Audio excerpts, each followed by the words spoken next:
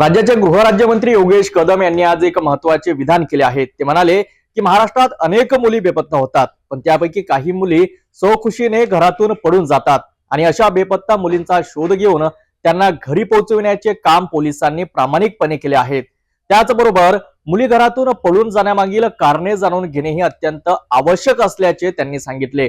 राजकीय प्रतिक्रियांना उत्तर देताना त्यांनी माजी मुख्यमंत्री उद्धव ठाकरे यांच्यावर टीका केली। ते म्हणाले, उद्धव ठाकरे मुख्यमंत्री होते तेव्हा त्यांनीही अनेक गोष्टींवर टीका केली आणि त्या काळात अजित पवार उपमुख्यमंत्री होते, म्हणजेच उपमुख्यमंत्री पद संविधानिक नाही असा दावा चुकीचा ठरतो, अशी प्रतिक्रिया त्यांनी माध्यमांशी बोलताना दिली आहे। मानवी तस्करीमध्ये महाराष्ट्र जो आहे तो देशात एक नंबरला आहे। क्राईम रेशो जो आहे तो महाराष्ट्राचा वाढलेला आहे। हे बघा, जर का भारत देशाचा विचार केला, महाराष्ट्राची लोकसंख्या बघता, अर्थातच गुन्हेगारी संख्या देखील ही ऍव्हरेज रित्या जर का आपण बघितली ती जास्तच असणार आहे।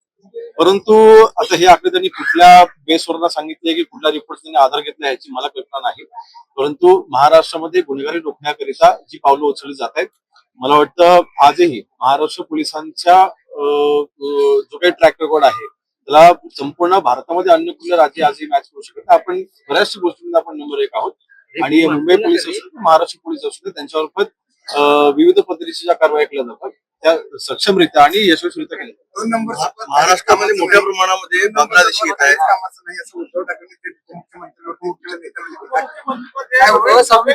रद्द करा।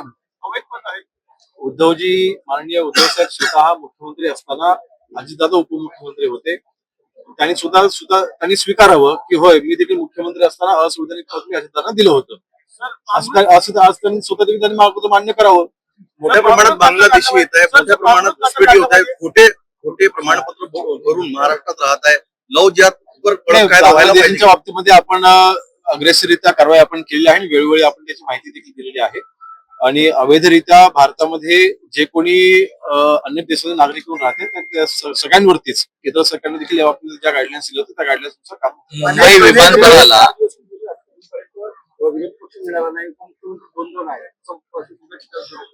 तो निर्णय आमच्याकडे नाही, माननीय सभापती मदन अध्यक्ष मुंबई विमानतळाला एक धमकीचा फोन आलाय, काढावं जेणेकरून सगळ्यांनाच सामविस्त करून घेतलं जातं। त्यांच्यावरती आरोप केलेले होते त्यांना सुद्धा आता शेवटी ते विरोधी पक्षामध्ये आहेत, विरोधी पक्ष म्हणून त्यांचं काम आहे टिप्पणी करणं किंवा विरोध करणं, परंतु टोमणे मारायचा स्वभाव काही अजूनपर्यंत मुख्यमंत्री असताना गेला नव्हता आणि विरोधात असताना जात नाहीये।